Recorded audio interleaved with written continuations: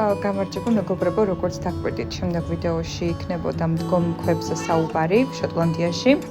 ხო და დავიწყოთ. ახლა ვიდეოში კი გამოჩნდება ჩემი მეუღლე და ჩემი პატარა.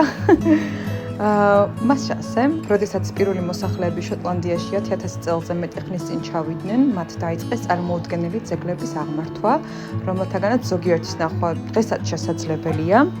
ქვის წრეები შოტლანდიაში გვხვდება საიდუმლოები და ლეგენდებით სავსე ადგილები, ისინი სავარაუდოდ შეკრებების ცერემონიების თაყვანისცემის ადგილები იყო.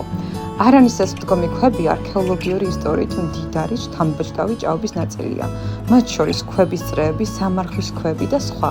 არის მოსაზრება, რომ შესაძლებელია ქვები ოდესღაც ასტრონომიული აქტივობის დასაკვირებლად გამოიყურებოდა. პრეისტორიული ქვები კი ძველი წელთაღრიცხვით 3500-დან 1500 წლამდე თარიღდება.